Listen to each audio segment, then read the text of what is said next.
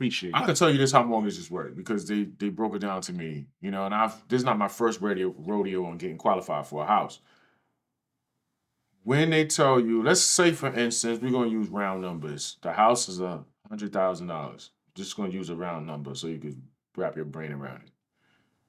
Depending on the type of mortgage you get and the interest rate, by the time you pay for the house after 30 years, you may have paid $300,000 or $400,000. You're doubling The value the of the value of house the house. is still $100,000 because the interest This rate. So when you're making your mortgage payments, the first part of your payments is going first maybe 15 years or whatever is going to your interest payment. That's the loan company who put the money up, right? You're paying them off first, and then you pay into the equity of the homes Exactly. Right. when you pay off the lender.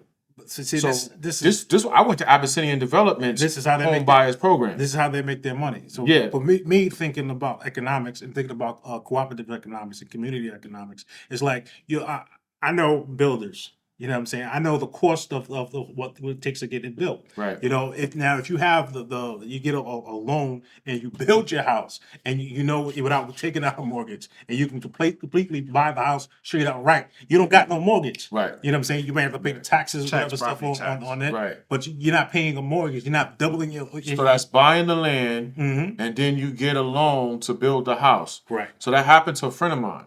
They didn't buy the land. They was left the land when their parent passed away. They're identical twins. Okay. So 12 acres. One gets 6 and her sister gets 6, right? They said it cost them $50,000 to build the house and $5,000 to dig the well. And it was a beautiful house. 55,000. Yeah. $50,000. I mean, it was wood, Right. but so that made me understand. So me doing my house hunting, I'm looking up. It's got me doing all this stuff on just looking up real estate. In the United States, the average price of a home in the U.S. is around $430,000. Right. There's nothing in New York City for $430,000. You're paying rent for long. You paying about $700,000 for a brownstone, $1 million for a brownstone In my- in Harlem, Yeah, right? So the Westchester houses that they're showing us, they cap off at around $500,000 because that's what we told them we wanted to spend. But I personally have a problem with spending that kind of money on brick and mortar or wood and sheetrock. But this is not only just happening in our area in New York City. This is happening all over the country. We have different hoods. You have redlining just didn't happen in one neighborhood. It happened to all so-called ghettos across the board. You know what I mean? This is happening from the federal to the state and the city level, and with black people. So I mean, you can go to Baltimore, you can go to Philadelphia, you can go to Chicago, you can go to Atlanta. People, I seem like black people kind of move a little different there. But I'm just saying, when people pull their resources together and make something happen, you know what I mean? It's just a decision that we got to do. That's the biggest problem. Yeah. Pulling resources because of this trust issue. The trust issue, but this is why we Who's gonna hold the money? Yeah, who holding the money? You know, What's he gonna do with that guy did from FTX? That's the money. This is why we gotta have transparency. well, You know what I'm that's saying. people We gotta talk have about separating you gotta- church and state. So it's most definitely, That- but you gotta have transparency. You gotta one is still gonna be one. You know what I mean? And you gotta have everything accountable. Right. Once you have that trust and that accountability and transparency, then you can build.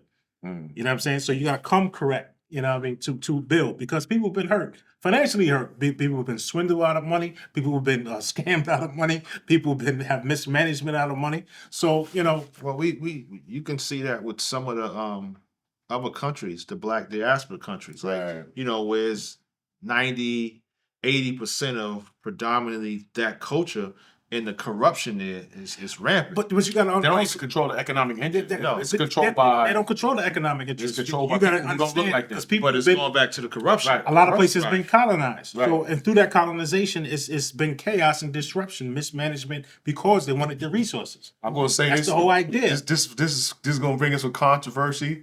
But talking in this conversation, we saying about the corruption. I'm gonna say it there. I'm gonna throw a little extra to there. It says to say that Adam has been corrupted and co-opted. So I'm gonna say that. Now just keep going. and people who know what I'm saying, y'all can hit me up in the conversations. Adam has been corrupted and co-opted. Who did it? I ain't gonna say no names. Y'all put it in the comments. I gotta put something in there to go make you do some homework. But go ahead, let's go. Yeah, but still, but people are getting hip to the game, not only here but throughout the diaspora. Then understand that a lot of people have been mismanaged, a lot of generations that they keep people in bondage, economic bondage, but forget about the upward progress. So I mean, young people, some people are getting hip to the game. It's like, nah, we trying to correct this. This is the problems that we have. So we got to correct these problems. We know what the issues are, but here's some of the solutions. Well, So